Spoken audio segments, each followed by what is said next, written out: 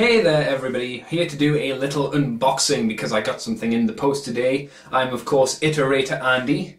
It is thematic for what I'm doing today, it's not just a random new title. And this background, it's still the room I usually film in, but because I'm using the table as I hit it there for this, I decided that this angle would be the best because I actually have the ability to use the camera at this angle and have the two lights at this side focusing on me. I couldn't do it from the other angle, but as I said, I got a package today in the post, big and white. I did pre-cut into it, so hopefully I won't need to fanny around with that too much once we get into it.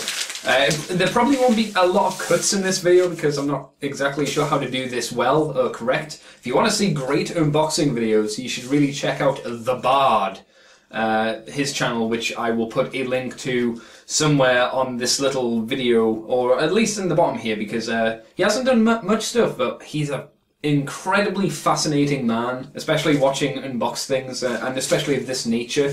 I do have a heretical device, of course, to slice open the flesh of evil and carve in the faithful's name. Again, it's all thematic for what I'm going to be doing in a bit, so let's get straight on to that because I think we really should. Okay, so we do have this lovely box here, and you can see me if I lean down a bit. I have removed my address because I don't want people sending me dirty bombs or dirty Berties. Dirty Berties are actually far worse than a dirty bomb. I'll need to apologise for if I ramble, for I'm not exactly sure how to do a successful unboxing video or make them desperately interesting, but we'll see how it goes. As I mentioned, all pre-cut in the top because I wanted to make sure I was going to talk about the right thing and not just go, this is going to be, oh crap, it's something entirely different. It's my new stash of porn. Who knew? My lovely stash of porn. That's when Andy buys porn, he makes sure he gets the finest quality of porn. I'll have him know. Oh god. Oh, it rips so well. You don't need to see the receipt and steal my details. Ah, here we go. This is the money shot. It's at the it's not on the best angle, but there you go. Yes, it is Relic, which is a board game. I'm sure you can tell from Fantasy Flight, which I've got a couple of their stuff before. They always do quality products. This is based on Talisman. It mentions at the bottom there, and I've heard from the lovely sensual Mr. Grufflock. I'll just put this here to the side and lean in. From the sensual Mr. Grufflock, that Talisman is a really good game, a really fun one. And when I saw this many months ago, at this point, when it was first announced, I was like, I like the idea of Talisman, but it didn't really grab me. Second edition was the more interesting one because that was kind of based in the Warhammer universe, and I was like, eh. And then heard about this, and this was 40k, and I was like, ooh, it means I don't need to go into Games Workshop and deal with all that stuff, because if you've seen what they've been doing recently, it's just once again Games Workshop kind of proving that, oh, Games Workshop, you really know how to do stuff poorly. But this is their fiction, their license, but it's going into it's with a different company, and it's meant to be fun. So 1 to 4 players kind of thing, and we'll get into cutting this. Got some nice artwork on it as well. I will show some better pictures of this hopefully later on down the well, I say later on down the line, and what I mean by that is when I get around to editing this, because as I say, I'm not entirely sure how to do this successfully, so there probably won't be a huge amount of editing, which will be a nice change, I suppose, because I do like to make sure I try and get as much quality videos out there as I can. Oh, the box is a little bit nicked up there, but oh well. What are you going to do, I suppose? It's only a box, but still. They do have a lovely texture on these Fantasy Flight boxes. Like I say, I will show some better images later on down the road. I just need to persuade it, caress it, until it starts to open up to me. You know, just like a lovely lady. You just need to be tender with it. Her, I should say, rather than it. Well, in this case, it's an it. It's a non-humanoid object. And there we go. We'll just put that off to the side. We'll put that there. If it doesn't fall over, that might be a nice framing thing. But then again, it might just fall over. A tiny booklet, yay, for advertisement's sake. Is there anything fantastic in here? Probably not, but we'll give it a go. Star Wars, don't care. Descent, yeah, that looked alright. Arkham Horror, which my friend Mr. Grufflock did a little video for, which I might put a link up somewhere. Then again, I hate him, so I might not. I don't not like him. I hate him as much as I hate myself. Which, no, that's actually wrong, because that's quite mean. Twilight Empire, which has a little cat person on there. You can't see that. If you can see that, then great. If you can't, I apologise. But there's, yeah, a little cat person with a, I don't know, some kind of turban on or something. That's kind of weird. Doesn't look desperately interesting. I might be wrong. Another Star Wars game, who cares? Oh, a snail person. Cosmic Encounter. That's weird. Okie dokie. Netrunner. Elder Sign. I've got that. I was going to do a video on that, but then I completely fucked it up, so I decided not to not to bother in the end. Anything actually new? No, it doesn't seem to be. So yeah, that's a little catalogue. Ooh, I do like the cover for this the artwork for this rule book. That's pretty nice. Again, if you can't see these, I apologise. I might put up some videos just going over the top of this shit so you can actually see the stuff. But yeah, that's pretty cool. I'm guessing that's a Bloodthirster with some characters of the game. As usual, full colour for their instruction books, which is always nice.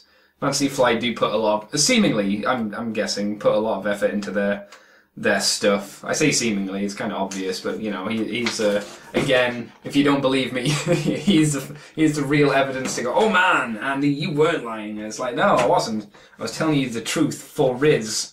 I say for Riz because I'm from the street. I'm going to use this just to wave this thing down, otherwise it's just going to flop out. So, okay, we've got some counters here. We've got quite a few counters. Oh, it's in the Ziploc bag. That's kind of nice. Usually, when I've had games like this before, and they come like this, these big counters and whatnot just kind of come in this big old, you got to cut it open with your knives and whatnot and feast upon its organs. It doesn't have organs, but you know, I say organs, I mean soul. It's the same thing in my book. Can I get this out without like ruining this Ziploc bag? Can I persuade it and caress it gently until it gives me what I want? Once again, that's how you should not take advice from Andy. Let's be honest, that's the worst thing you can do. Okay, so we've got some servo skulls, some power tokens, some other little seals and whatnot. So there you go. I've got all these to pop out and potentially lose in the future.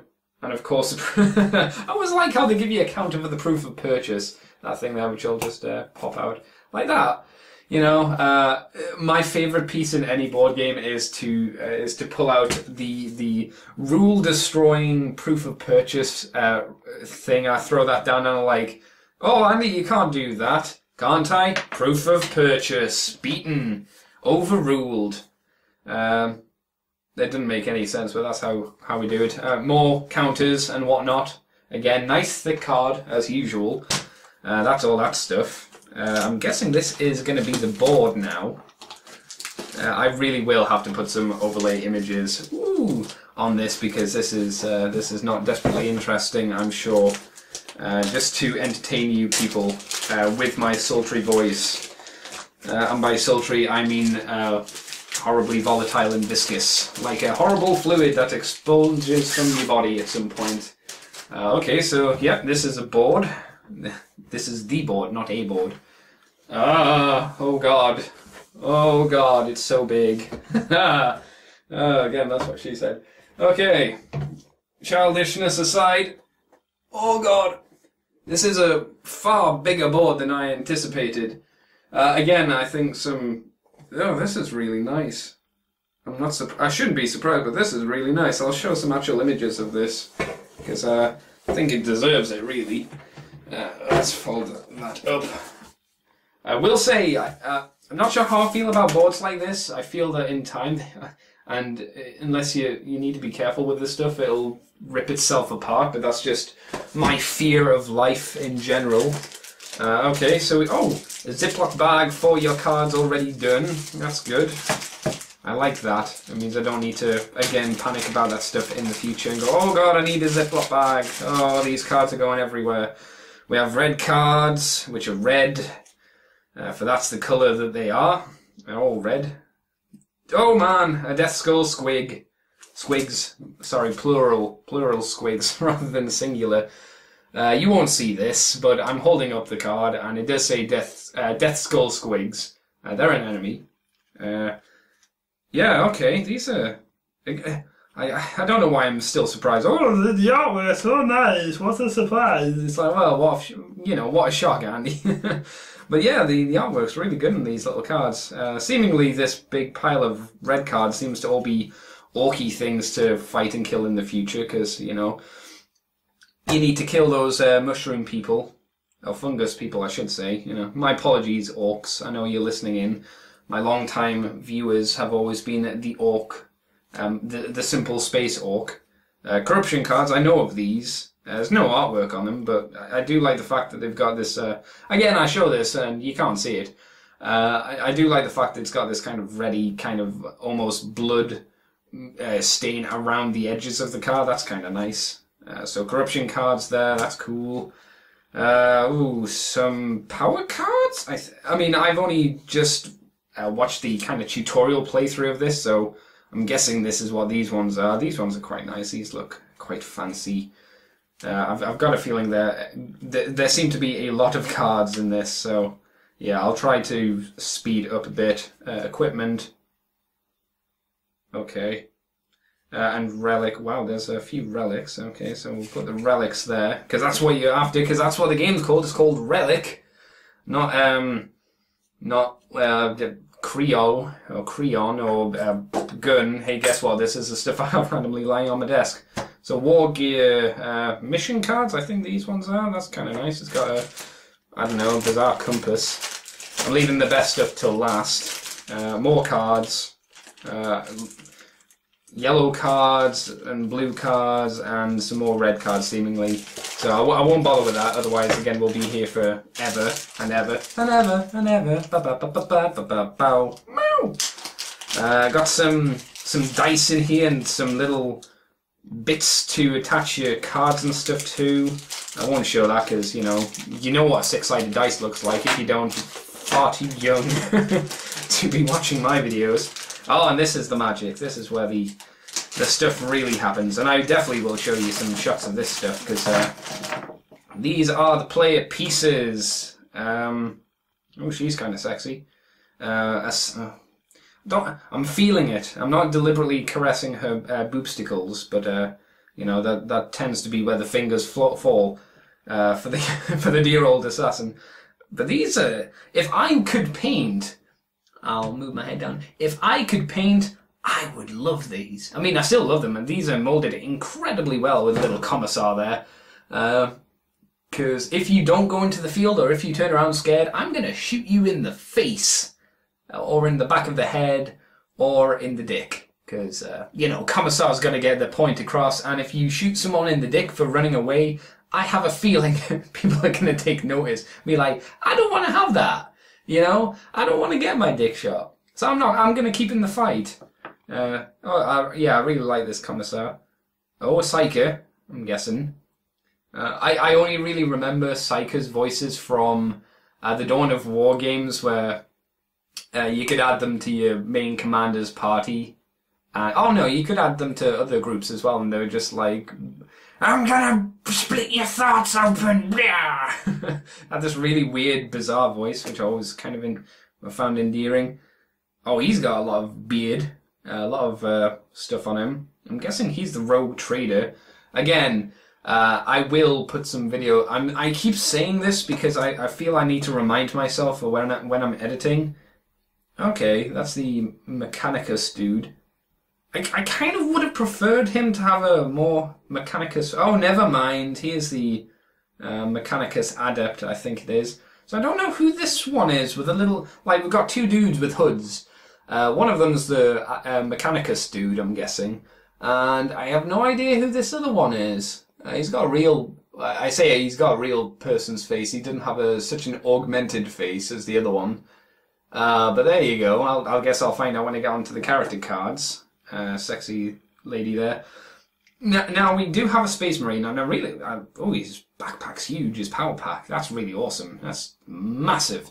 The only issue I really had, and it's a really stupid thing to be miffed about, is the fact that they chose an Ultramarine to be the playable Space Marine character, and I dislike Ultramarines because even after No Fear, which was a very interesting little read, or at least audio listen, because that's how I get my fiction, I still don't care enough about Ultramarines to really be like, oh man, it's an Ultramarine captain. I'd much prefer it to have been who's a good loyalist legion that I actually not the Night Ravens, Korax's group.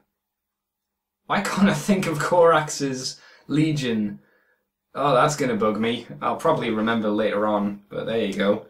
Oh, an Imperial dude. Oh, he's got mutton chops. Why does he have mutton chops? Get a fucking razor, mate. Jesus, have some self-respect. Big old smelly Ogren. Yeah, poor Ogrens. I always feel bad for them. And another lady character, so there's two ladies here. One's an insane psychopathic zealot, and the other is an assassin of some description.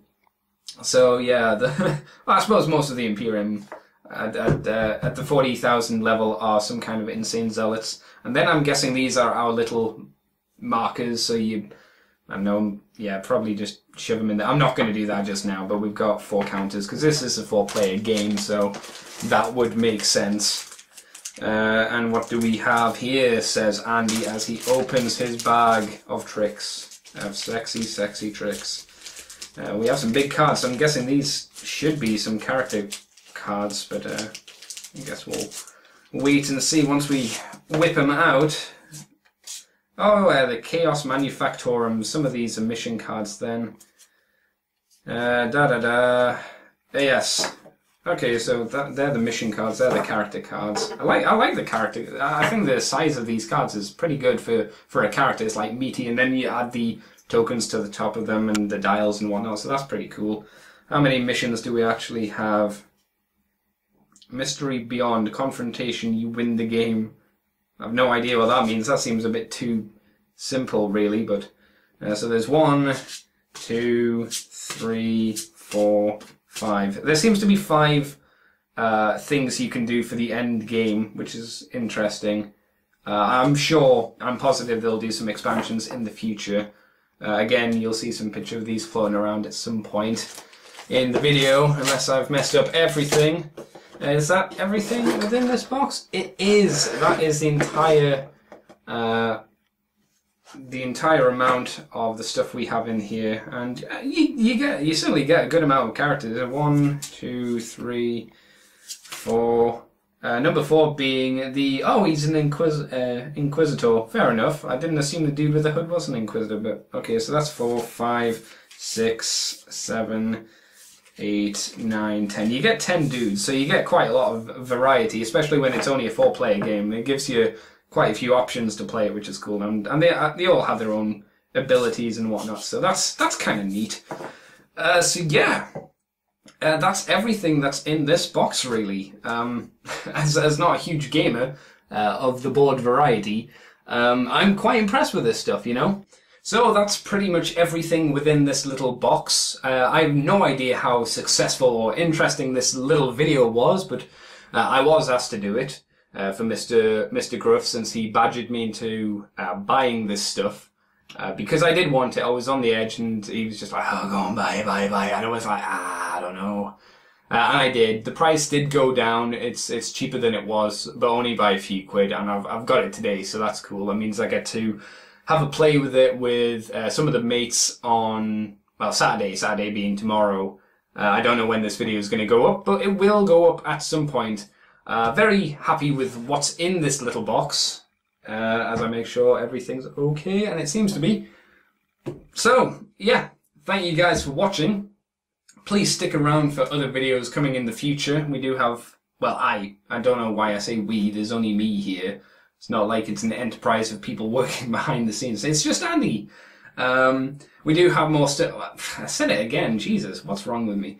I do have more stuff coming up, more videos on the way, so yeah, please stick around for that if you're at all interested. And of course, there is the Moonbase 2 podcast where I talk about Transformers, with my good little friend, Mr. Mikey. He's Irish, so it's worth sticking around just for that, because you get to laugh at an Irish accent, so he's a paleontologist as well. Yet another reason why to mock him. I like the field, but it's just a good point to laugh at him. You know, you bring it up and you go, oh, Mikey, you silly bastard. But yeah, anyway, thank you guys for watching, and hopefully I'll be saving the Imperium of the Sector sometime in the future. Yeah. Killing them with faith. Blind faith.